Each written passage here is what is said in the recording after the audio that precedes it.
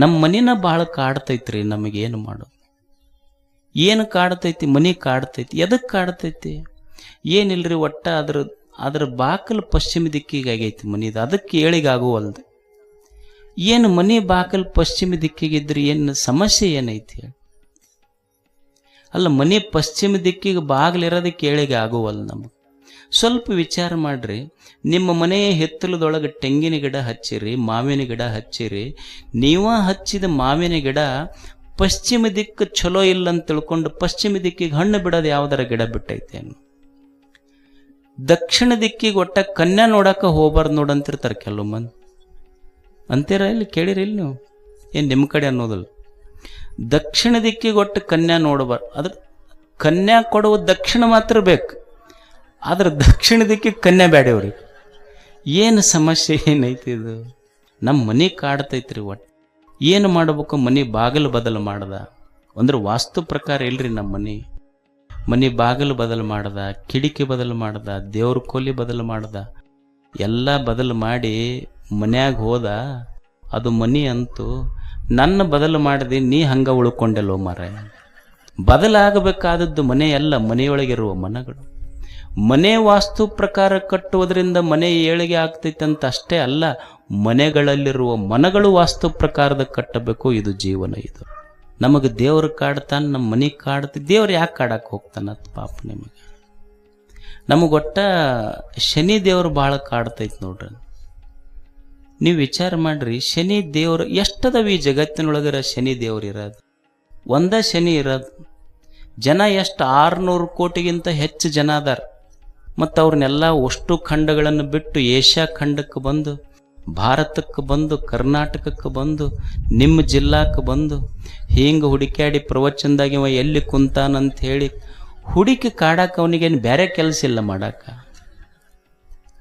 ಏನು ಮನುಷ್ಯಂದು ಕಾಡಾಟ ಅಂದ್ರೆ ಏನೈತದ? ಅವ ಯಾಕೆ ಕಾಡ್ತಾನೆ? ಶನಿ ದೇವ ಅಂದ್ರೆ ಉತ್ಸಾಹಿ ಅವ.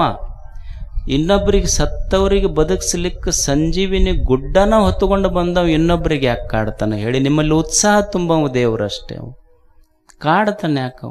ನಮಗೆ ಶನಿ ಕಾಡ್ತೈತಿ. ಒಬ್ಬ ಜ್ಯೋತಿಷ್ಯ ಹತ್ರ ಹೋದ್ನಂತ ಹೋಗಿ, ನಮಗೆ ಒಟ್ಟು ಶನಿ ಕಾಡ್ತೈತಿ ನೋಡ್ರಿ, ಕೈ ಕೊಡು ನೋಡ್ತೀನಿ ಅಂದವ. ತೋರಿಸ್ದ, 100 ರೂಪಾಯಿ ಇಡು ಮೊದಲಂದ. 100 ರೂಪಾಯಿ ಇಲ್ರಿ ನನ್ನ ಹತ್ರ. 50 ಇಡು ಅಂದ. 50 ಇಲ್ರಿ. 25 ಇಲ್ರಿ. 10 ಇಡು, ಕೊನೆಗೆ ನೋಡ್ತೀನಿ ಅಂದ. 10 ಇಲ್ರಿ ಅಂದ. 1 ಇಡು ಅಂದವ. 1 ಇಲ್ರಿ ಅಂದ್ರ ನೀವು ಹೋಗಿ. 1 ಇಲ್ಲಂದ್ರೆ ನಿಮ್ಮಂಥವ್ರಿಗೆ ಶನಿನೂ ಬರೋದಿಲ್ಲ ಹೋಗವ. ಅವ ಬಂದು ಏನು ಮಾಡ್ತಾನೆ ನಿಮ್ಮ ಹತ್ರ? ನೀನ ಅವನಿಗೆ ಕಾಡಿದ್ರೆ ಕಾಡ್ಬೇಕು, ಅವ ನಿಮಗೆ ಕಾಡೋದಿಲ್ಲ. 1 ಇಲ್ಲಂದ್ರೆ ಯಾವ ದೇವ್ರು ಕಾಡ್ತಾನೆ ನಿಮಗ? ಏನು ಕಾಡ್ತಾವ ದೇವರು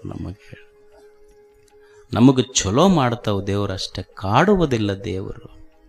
ಇದು ಮೈಂಡ್ ಟ್ರ್ಯಾಪ್ ಅಂತಾರೆ ಅಷ್ಟ. ನಮ್ಮ ಮನಸ್ಸ ನಮಗೆ ಹೇಳ್ತಿರ್ತೈತೆ ಅಷ್ಟ. ಹಿಂಗೆ ಈಗ ನಮಗೆ 100 ಎಕರೆ ಹೊಲ ಇರ್ತೈತಿ, ಹೇಳ್ತಿರ್ತೀವಿ. ಒಟ್ಟ ಯಪ್ಪ ಹೊಲನ ಬೆಳೆದಿಲ್ಲ, ಕಣ್ಣಿಗೆ ಕಂಡಂಗೆ ಆಗ್ತೈತಿ, ಕಂಡಿದ್ದು ಕೈಯಾಗ ಬರೋದಿಲ್ಲ ಅನ್ನೋದಿಲ್ಲ ನೀವು? ಕಣ್ಣಿಗೆ ಕಾಣ್ತೈತಿ, ಕೈಯಾಗ ಬರೋದಿಲ್ಲ ಅಂತ. ಮತ್ತು ಕೈಯಾಗ ಬರೋದ್ರಾಗ ಹೋಗಿ ಯಾವ್ದಾರ ನಂಬರ್ ಹಚ್ಚಿದ್ರೆ ಅವ್ರ ಕೈಯಾಗ ಹೋಗ್ತೈತಿ, ನಿನ್ನ ಕೈಯಾಗ ಹೆಂಗೆ ಬರ್ತೈತೆ ಅದು? ಏನು ನಮ್ಮ ಮಧ್ಯದೊಳಗೆ ಹೆಸರು ಕೇಳಿರಿಲ್ಲ, ಅಮ್ಮಾಯಿ ಮಹಾಲಿಂಗ ನಾಯಕ್ ಅಂತ ಹೇಳಿ. ಒಬ್ಬ ಬಡವ ಮಂಗಳೂರಿನ ಕಡೆ 2 ಎಕರೆ ಯಾರೋ ಒಬ್ಬರು ಶ್ರೀಮಂತರು ದುಡ್ಕೊಂಡು ತಿನ್ನಂತರು ಕೊಟ್ಟರು. ಮರುಭೂಮಿ 2 ಎಕರೆ ಇತ್ತು, ಗುಡ್ಡದ ಮ್ಯಾಲಿತ್ತು, ನೀರು ಹೋಗಕ್ಕಾಗ್ತಿದ್ದಿಲ್ಲ. 6 ಸುರಂಗಗಳನ್ನು ಗುಡ್ಡ ಕೊರೆದು 2 ಎಕರೆಕ್ಕೆ 2 ಇಂಚ್ ನೀರು ಒಯ್ದ. ಅವನಿಗೆ ವಾಟರ್ ವಾರಿಯರ್ ಅಂತ ಕರೆದು ಭಾರತ ಸರ್ಕಾರ ಪದ್ಮಶ್ರೀ ಪ್ರಶಸ್ತಿ ಕೊಟ್ಟು ತಮ್ಮಯ್ಯ ಮಹಾಲಿಂಗ ನಾಯಕ್.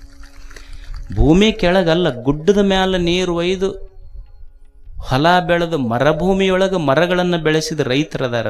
100 ಎಕರೆ ಇದ್ರು ಒಟ್ಟ ನಮ್ಮದು ಬೆಳೆದಿಲ್ಲ ನೋಡ್ಯಪ್ಪ ಅನ್ನುವ ರೈತರು. ಒಂದು ಸಾಹಸ ಬೇಕಲ್ಲ? ಸಾಹಸ ಇಲ್ಲದೆ ಬೆಳಿತೈತೇನು ಜೀವನದಲ್ಲಿ ಹೇಳಿ?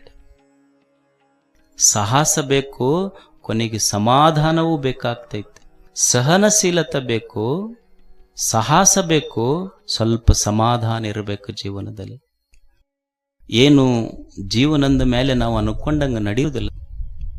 ಸಮುದ್ರದ ದಂಡೆಯಲ್ಲಿ ಮನೆ ಕಟ್ಟದ ಮೇಲೆ ತೆರೆಗಳು ಬಂದು ಬಡಿತಿರ್ತಾವ. ಸಂತಿಯೊಳಗೆ ಮನೆ ಕಟ್ಟದ ಮೇಲೆ ಶಬ್ದಗಳು ಬಂದು ಬಡಿತಿರ್ತಾವ.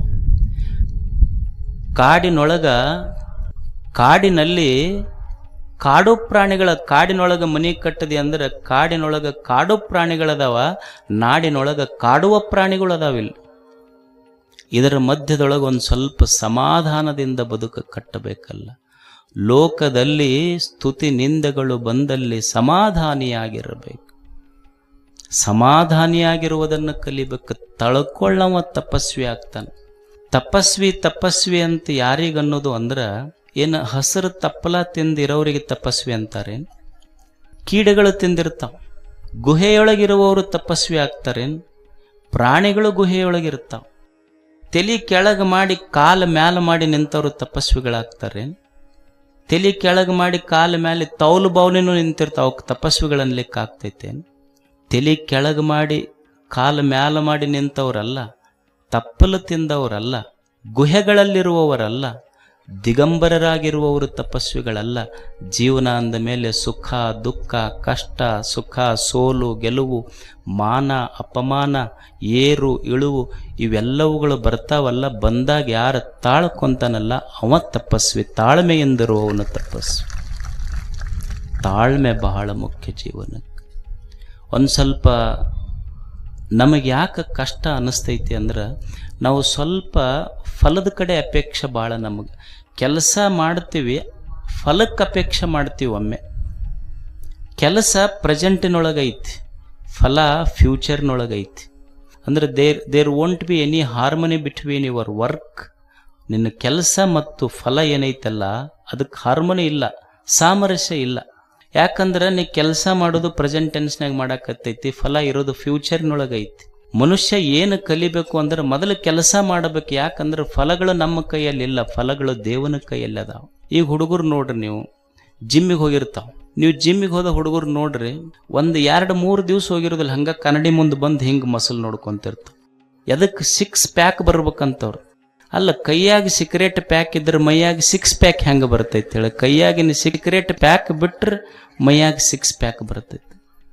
ಏನು ಒಂದು ಗಿಡ ಹಚ್ಚಿರ್ತೀವಿ, ಪರಿಸರ ದಿನಾಚರಣೆ ಮಾಡೋದಿಲ್ಲ, ಒಂದು ಗಿಡ ಹಚ್ಚಿ ಫೋಟೋ ತೆಗೆಸ್ಕೊಳಕ್ಕೆ ಹೋಗ್ತೀವಿ. ಹೊಸರು ಫೋಟೋ ತೆಗೆಸ್ಕೊಂತೀವಿ, ಮರ್ದಿವ್ಸ ಹೋಗಿವಿ ನೋಡಾಕ. ಗಿಡ ಅಲ್ಲ, ಪೇಪರ್ನಾಗ ನಮ್ಮ ಫೋಟೋ ಬಂದೈತಿಲ್ಲ, ಗಿಡ ಒಣಗಿ ಹೋಗಿ ಕುರಿ ತಿಂದು ಹೋಗೈತಗಲ್ಲ ಅದು. ಅಂದ್ರೆ ನಮಗೆ ಕೆಲಸಕ್ಕಿಂತ ಫಲದ ಅಪೇಕ್ಷೆಗಳು ಭಾಳ ಅದಾವ. ಅದಕ್ಕೆ ಜ್ಞಾನಿ ಅಂತಾನ. ಕಷ್ಟ ಎದಕ್ಕೆ ಅನ್ಸೈತಿ ಅಂದ್ರೆ ನೀ ಕೆಲಸವನ್ನು ಪ್ರೀತಿಸುವಲ್ಲಿ ಫಲ ಪ್ರೀತಿಸುವುದಕ್ಕೆ ಕಷ್ಟ ಅನ್ಸಕತ್ತೈತಿ. ಕೆಲಸ ಮಾಡುವ ಒಬ್ಬ ಹಾಡುಗಾರ ಅದಾನ. ಒಂದು ಹಾಡು ಹಾಡಿದ್ರೆ ಆ ಹಾಡಿಗೆ ರಾಷ್ಟ್ರಪತಿಗಳು ರಾಷ್ಟ್ರ ಪ್ರಶಸ್ತಿ ಕೊಡಬೇಕಂತ ಇಚ್ಛೆ ಪಡಬೇಡ. ನೀ ಹಾಡಿದ ಹಾಡೇ ನಿನಗೊಂದು ದೊಡ್ಡ ಪ್ರಶಸ್ತಿ. ಇದು ಬದುಕುವುದು ಕಲಿಯುವುದಷ್ಟೆ. ನನ್ನ ಹಾಡೇ ನನಗೊಂದು ಪ್ರಶಸ್ತಿ. ಈಗ ತಾಯಂದಿರ ಮನೆಗೆ ಕಸ ಹೊಡಿತೀರಿ, ಕಸ ಹೊಡೆದಿದ್ದಕ್ಕೆ ಯಾರ್ಯಾರು ಬಂದು ಪ್ರಶಸ್ತಿ ಕೊಡ್ಬೇಕಂತೈತೇನ? ಅದಕ್ಕೇನ್ರಿ ಇವ್ರು ಸ್ವಚ್ಛ ಕಸ ಹೊಡೆದಾರ, ಇವ್ರಿಗೆ ರಾಷ್ಟ್ರ ಪ್ರಶಸ್ತಿ ಕೊಡ್ರಿ ಅಂತ ಏನಿಲ್ಲ. ಆ ಮನೆ ಅಂತಿರ್ಬೇಕು, ಈ ಹೆಣ್ಮಗಳಿಗೆ ನಾನು ಅವಕಾಶ ಕೊಟ್ಟಿದ್ದಕ್ಕಾಗ ನನಗೆ ಎಷ್ಟು ಸ್ವಚ್ಛ ಇಟ್ಟಾಳಪ್ಪ ಅಂತ ಆ ಮನಿ ಅಂತಂದ್ರೆ ಆ ತಾಯಿಗೆ ಅದೇ ದೊಡ್ಡ ಪ್ರಶಸ್ತಿ. ಅದು ಕಿವಿ ಹೆಚ್ಚಿ ಕೇಳ್ರಿ. ಇವತ್ತಂಥವು ಮನೆಗಳು ಕೇಳಿಲ್ಲ, ನಾವು ಅದಕ್ಕೆ ಅಂದಿಲ್ಲ. ಸ್ವಚ್ಛ ಇಡುದ ಪ್ರಶಸ್ತಿ ಅಷ್ಟೇ.